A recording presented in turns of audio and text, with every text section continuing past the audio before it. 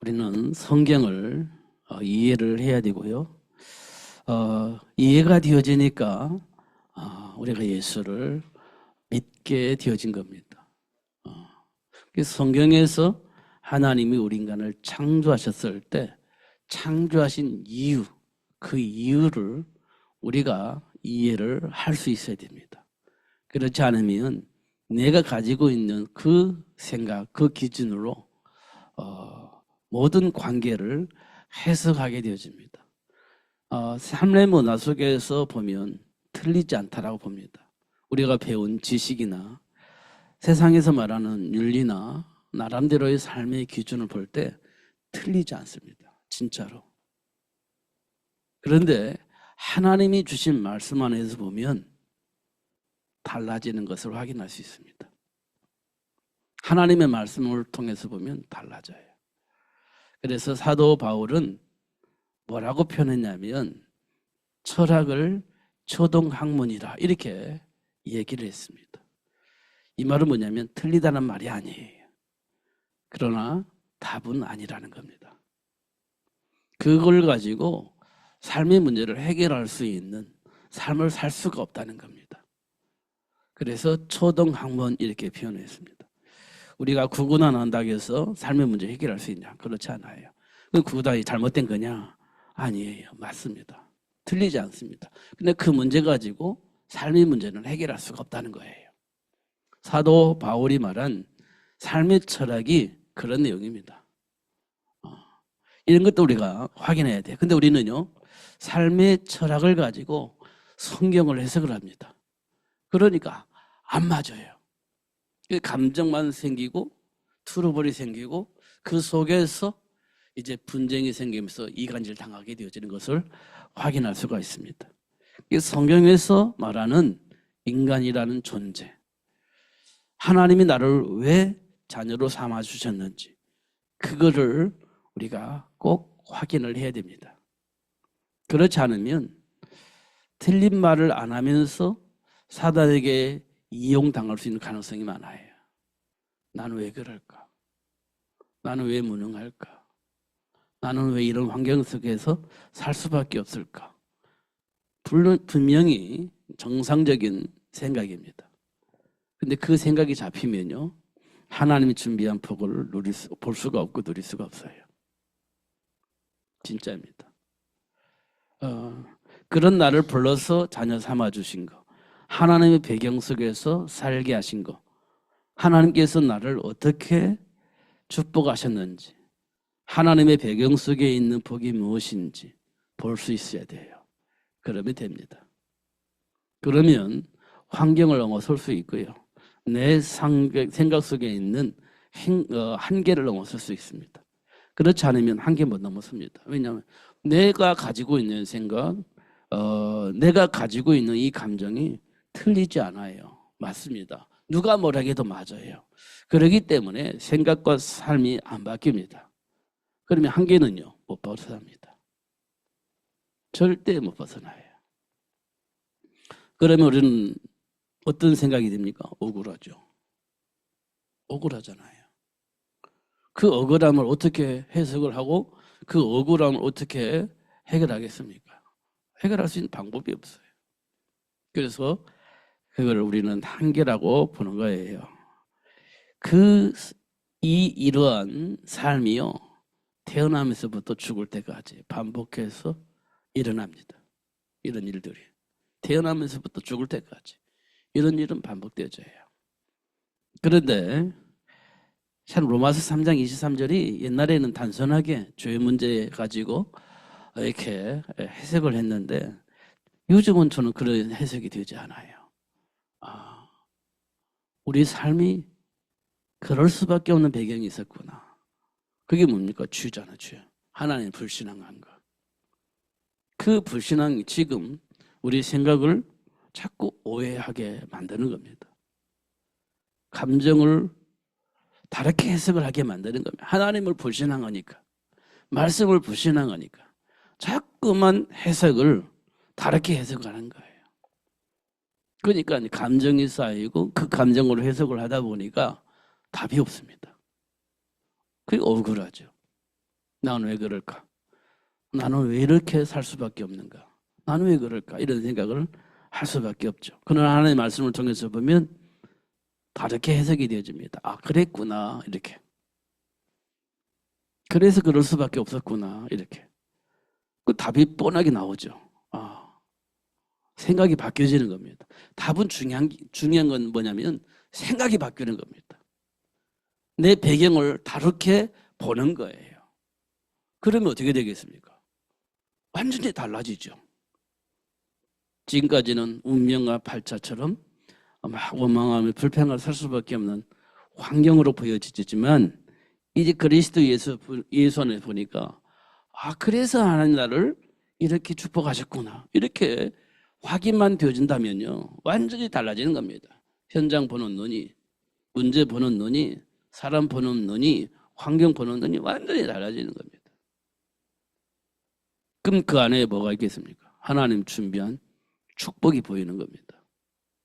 그 안에서 해석을 하게 된다면 내가 하나님의 배경 속에서 복을 받고 그 배경 속에서 준비된 복을 누리면서 사람들에게 영향을 주는 삶을 살 수 있게 되어지는 겁니다. 성경은 진짜 단순하구나 이런 생각이 듭니다. 굉장히 복잡하게 보이지만 진짜 단순하구나. 학문적으로 보면 막 굉장히 복잡합니다. 근데 성경을 보면 진짜 단순하구나 이렇게 보여집니다. 근데 왜 복잡하게 막 하느냐 보니까요. 사단이 교묘하게 학문적으로 이론적으로 논리적으로 많은 것을 만들어 놓고 복잡하게 만들어 놨구나 이런 생각이 되집니다. 그래서 맞는 걸 찾아서 가는 거예요. 많은 사람들이 맞는 것을 막 찾아갑니다.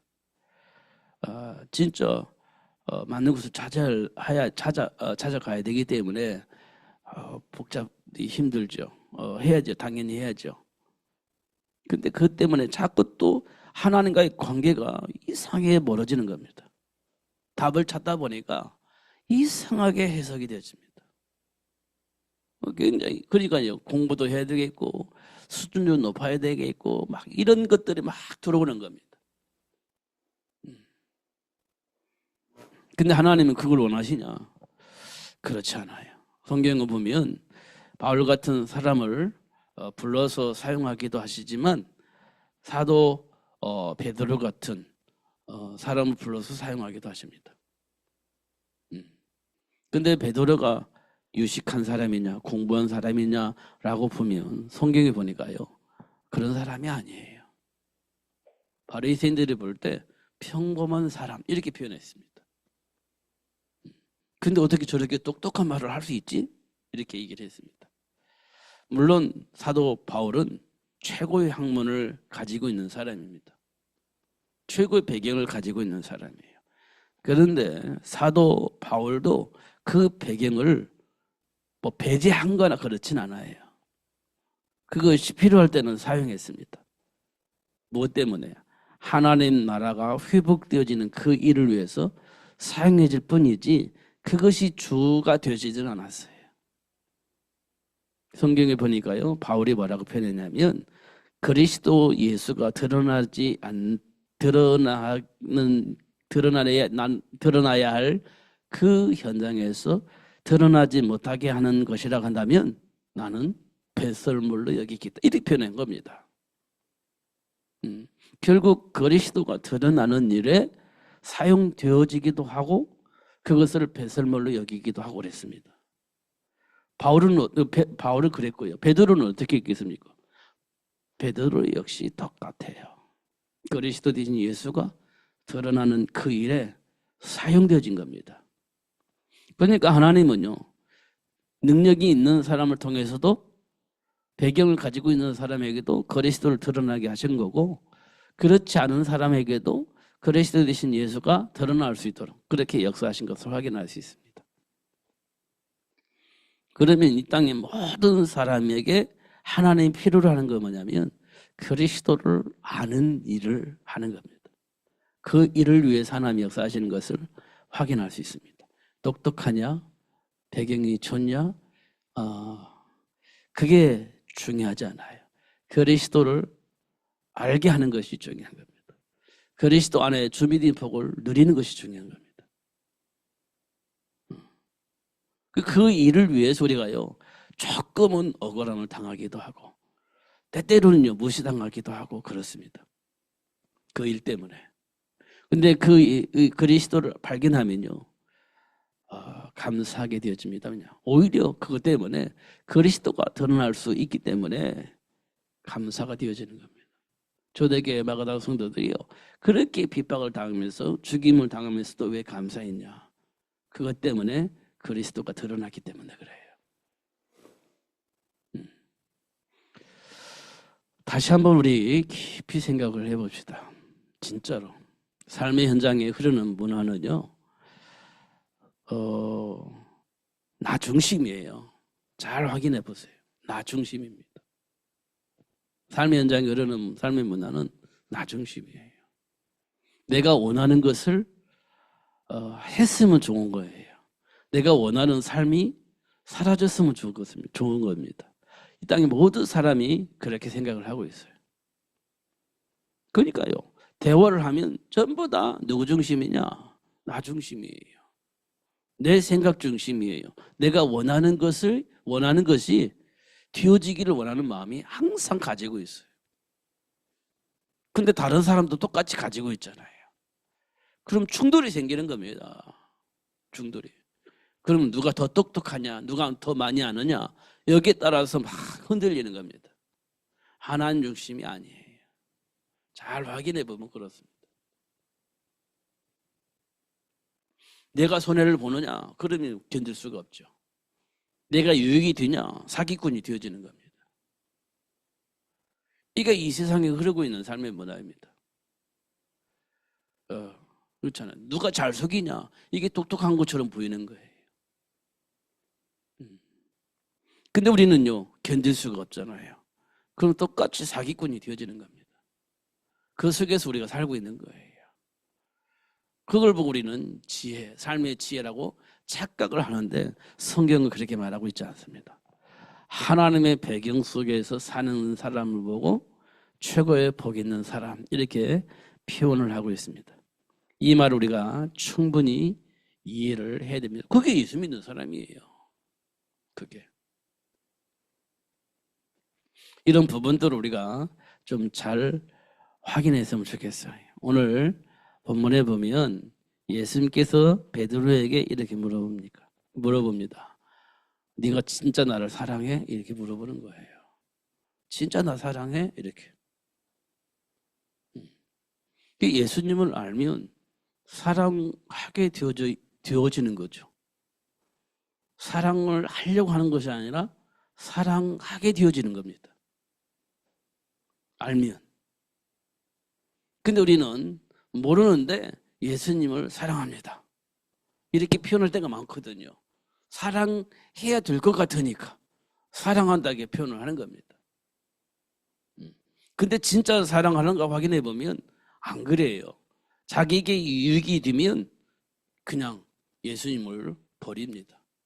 자기에게 유익되어지면. 그리고 자기에게 유익되어지면 또 예수님을 막 죽도록 사랑하는 것처럼 그렇게 사랑을 해요. 결국 내게 유익이 되느냐 안 되느냐에 따라서 예수님과 함께 하기도 하고 예수님을 버리기도 하고 그렇습니다. 예수님께서 베드로에게 물어보는 거예요. 너 다 사랑해? 예, 사랑합니다. 진짜 사랑해? 예, 사랑합니다. 정말로 사랑해? 이렇게 물어보는 거예요. 그러니까 베드로가 마지막에 그랬잖아요. 내가 예수님을 사랑하는 줄 예수님이 아시잖아요. 이렇게 표현을 했습니다. 예수님을 아는 것이 중요하죠. 우리가 가장 상식적이고 가장 기본적인 거예요. 그게 뭡니까? 예수님 오신 이유잖아요. 예수님 오신 이유. 그게요, 첫 번째, 하나님을 불신한 것입니다.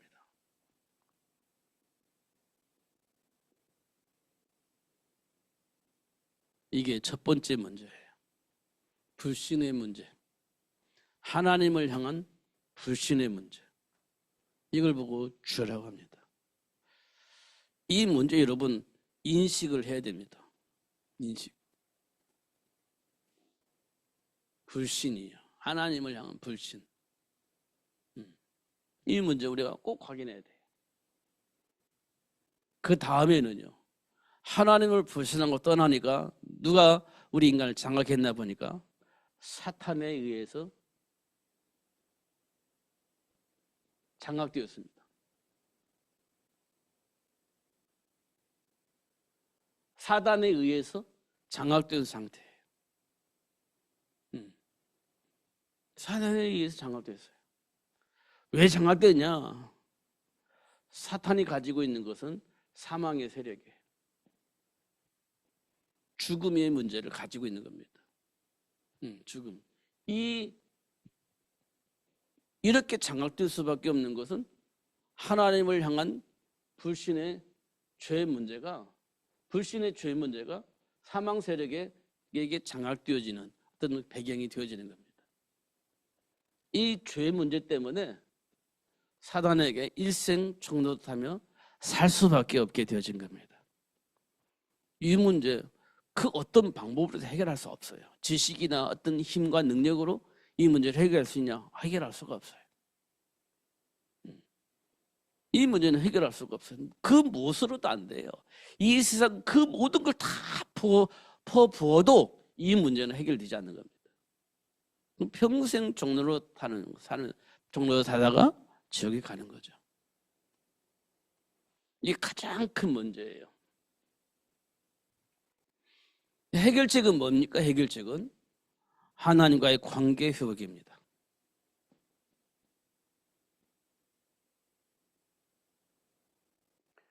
이게 우리 인간에게 주어진 숙제입니다.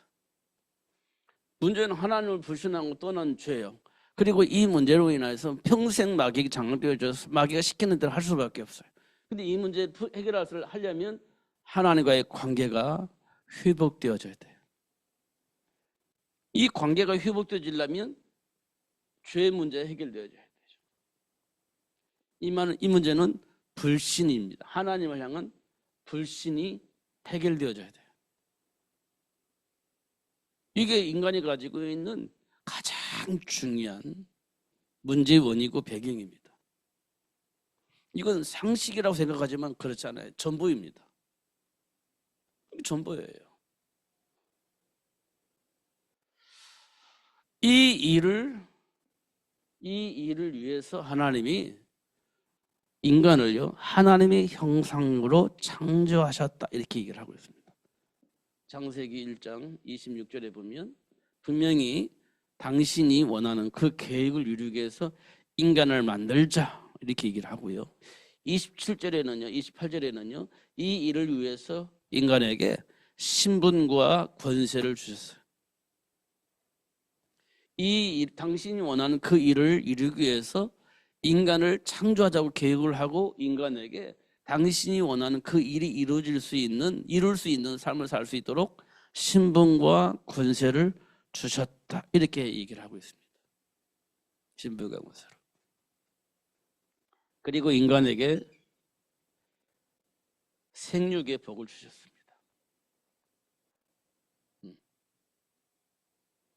이게 하나님의 계획이에요. 세계 복음화를 이루기 위한 하나님의 계획입니다. 그리고 이 복을 누릴 수 있도록 정복하고 다스릴 수 있는 권세를 주셨죠.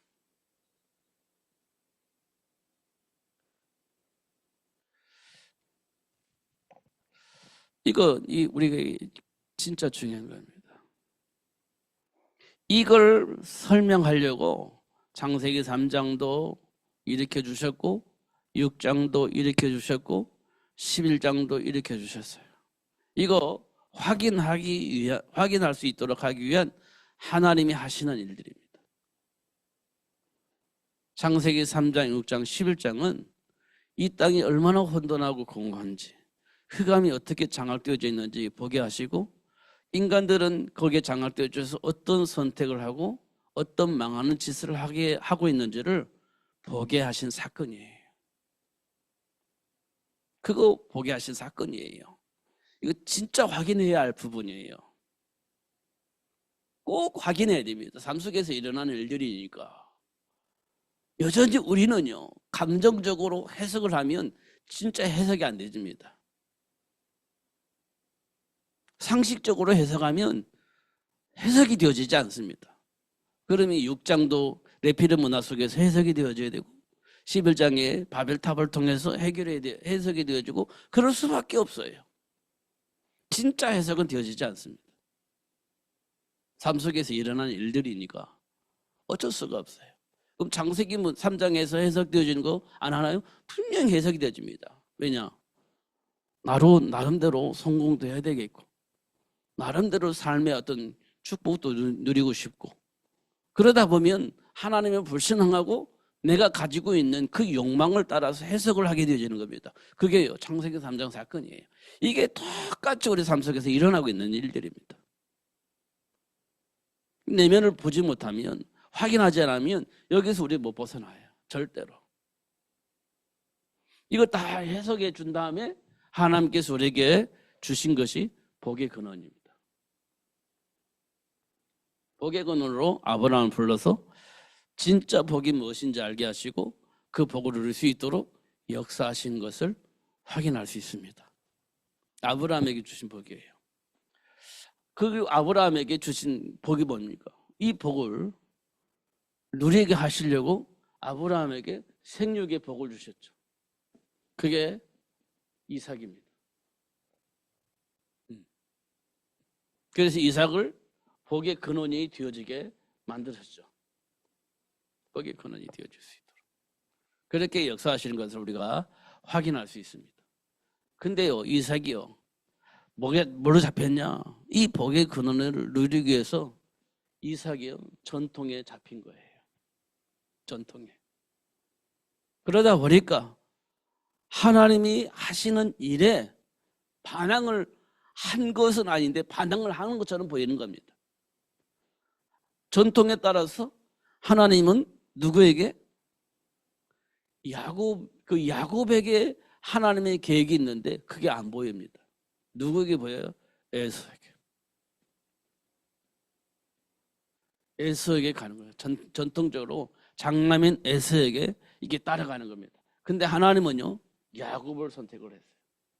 그러면 우리가 뭘 봐야 돼요? 선택된 야곱을 볼 수 있어야 되는데 이삭은요, 전통에 따라서 에서만 보는 거예요. 에서만. 그러니까 이 속에서 성령의 인도를 받지 못하게 되어지는 거 확인할 수 있죠. 지금 우리에게 이제 보여주고 싶은 거 이거예요. 성령의 인도. 하나님의 계획 속에서 하나님이 하시는 일들을 보는 거예요. 이게 굉장히 중요한 겁니다. 아브라함에게 생육의 복을 주신 이유 알게 하셨고 이삭을 통해서 생육이 하나님의 계획을 이루는 생육의 복이 무엇인지 알게 하신 겁니다. 이게 창세기에 기록되어 있는 거예요. 그 야곱은 그 사실을 알고요, 이렇게 하나님과의 관계를 회복했는데 야곱에게는 12아들이 있죠. 야곱에게는 12아들이 있는데 이 아들과 뭘 했습니까? 포럼을 했습니다. 이 포럼은 삶의 현장에서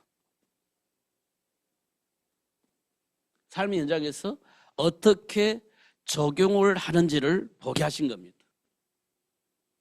하나님과 함께하는 삶을 삶 속에서 어떻게 적용을 하느냐, 이걸 보게 하신 겁니다. 그런데요, 이 12아들들은요, 삶 속에서, 삶의 문화 속에서 지혜롭게 선택을 하며 살았던 것 같아요. 삶의 현장에서 지혜롭게 흐름을 타면서 지혜롭게 살았던 것 같아요. 근데 이 현장에 요셉이라는 아들이 있었는데 이 요셉이라는 아들은요, 하나님의 말씀 안에서 분별하고 살았던 것 같아요. 하나님의 말씀 안에서. 그러니까 야곱의 12아들 가운데 요셉을 제외한 아들들은 지혜롭게 현명한 삶을 살았던 것 같아요. 지혜롭게 현명한 삶을 살았던 것 같아요. 근데 요셉이 보기에는요, 하나님 안 기뻐하시는 삶이라고 본 것 같아요. 그러니까 요셉은요, 아버지와 포럼을 하면서 사실대로 얘기를 한 겁니다. 하나님 말씀 안에서. 근데 요셉이 형들은 볼 때는요, 그걸 인정하고 싶지 않아요. 삶의 현장에서 흐르는 그런 인간관계 속에서는 그렇게 살면 안 돼. 이렇게 얘기를 했던 것 같아요. 근데 요셉은요, 하나님 말씀 안에서 포럼을 하니까 들통나잖아요. 자기들 배경이. 그러니까 요셉 형들은 요셉이 미운 거예요. 어떻게 보면 교만하게 보이고 지혜롭지 못한 것처럼 보이게 만드는 겁니다. 지혜롭지 못한 것처럼 보이게 만든 거예요. 그러니까 요셉을 어떻게 하면 저거 어떻게 하면 이렇게 생각을 하게 된 거예요. 기회가 마침 왔어요. 기회가. 그 요셉을 죽이려고 했잖아요. 평상시의 감정입니다. 어떻게 할 수가 없었는데 그런 기회가 생긴 거예요. 그러니까 드러나 버린 거잖아요. 요셉 형들이 어떤 생각 속에서 살았는지 드러나 버린 겁니다. 그게 창세기 내용입니다. 창세기 내용. 그러다가 어떻게 되죠? 요셉을 통해서 이스라엘 백성들이 애굽으로 갑니다. 요셉이 죽고 난 다음에 이스라엘 백성은 애굽의 노예가 되져요. 이게 창세기 내용입니다.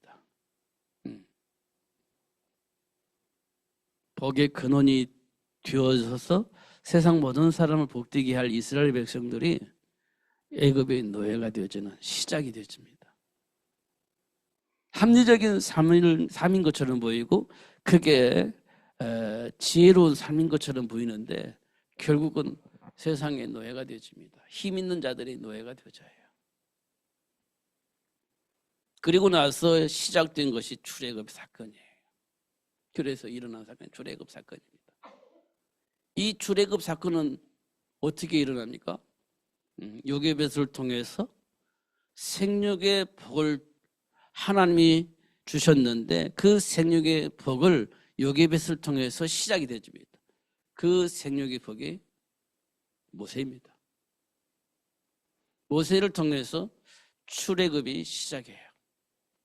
근데 하나님께서 이스라엘 백성들에게 주신 최고의 복이 뭐냐면 희생 제물 어린 양의 피를 하나님 앞에 드리는 겁니다.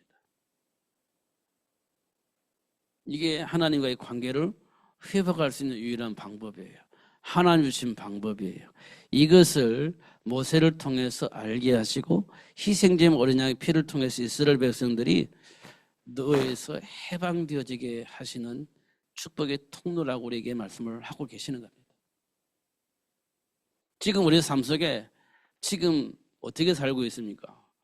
하나님 안에서 자유함을 가지고 살고 있습니까? 아니면 사망의 권세를 가지고 있는 사단에게 장악되어져서 노예로 살고 있는지 다시 한번 우리가 깊이 생각해야 됩니다. 사망의 권세를 가지고 있는 사단에게 노예로 살고 있는지 아니면 그리스도 예수 안에서 해방된 삶을 살고 있는지 이 부분을 우리가 좀 점검을 해야 돼요.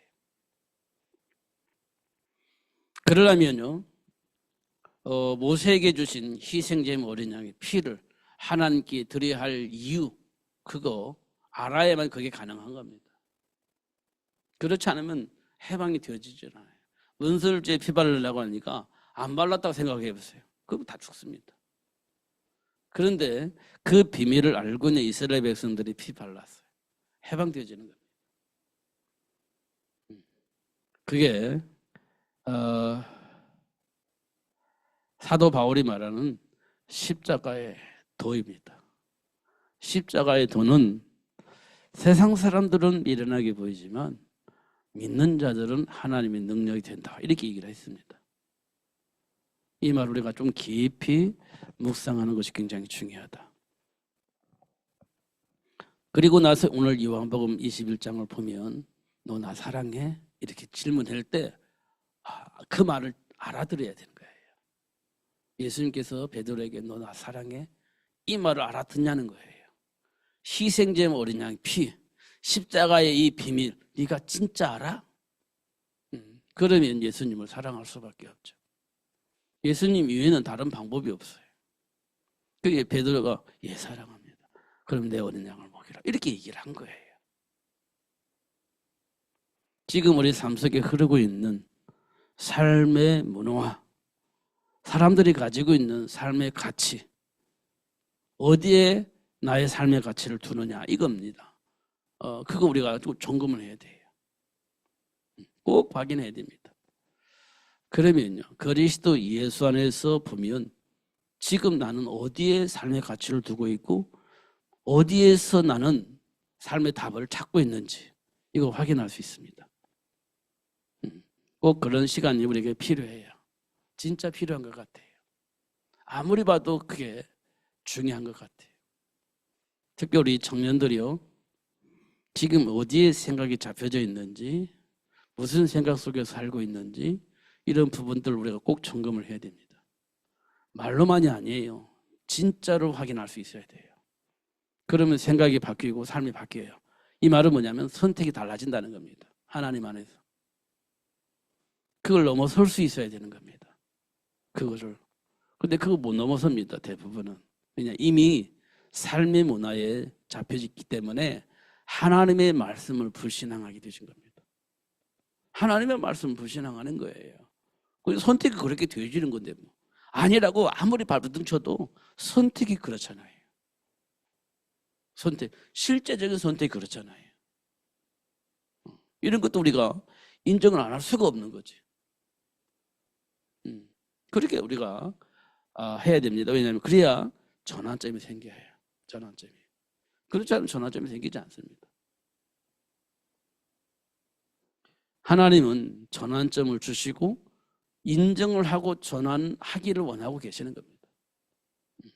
그래서 요게벳을 통해서는 모세를 준비하라고 얘기를 했고요.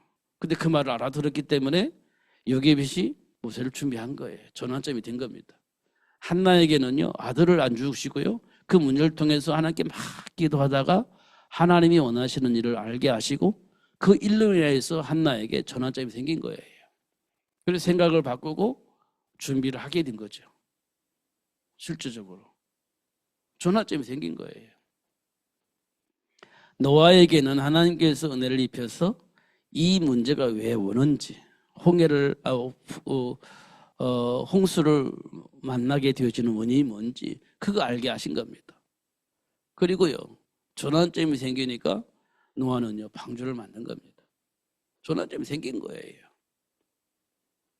지금 우리 인생이요, 항상 하나님 원하는 그 일 때문에 원하는 자를 불러서 그 사실을 알게 하시고 전환점을 갖게 하셨는데 지금 우리에게도 동일하게 그렇게 역사를 하고 계시는 겁니다.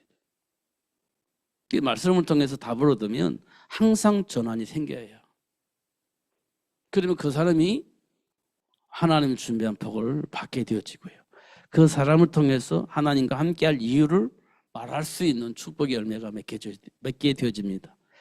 그래서 예수님께서 우리에게 말씀하시기를 땅끝까지 이르러 내 증인이 되리라 이렇게 말씀을 하신 겁니다. 누구에게 그 말씀을 했냐면 제자들에게 그 말씀을 하신 거예요. 하나님이 원하는 자를 하나님께로부터 부름을 받은 그들에게 주신 메시지예요. 예수님께서. 그럼 하나님께서 우리에게 주신 메시지와 같은 거예요. 하나님 우리를 통해서 세계 복음하시려고 불렀잖아요. 근데 예수님께서 뭐라고 말씀하시냐? 땅끝까지 이르러 내 증인이 되리라. 그것 때문에 하나님 지금 우리에게 역사를 하고 계시는 겁니다. 그거 확인해야 돼요. 이 사실을 안다면 우리가 꼭 해야 할 일이 있어요. 내 어린 양을 먹여라. 이거 진짜 중요한 얘기입니다. 진짜로.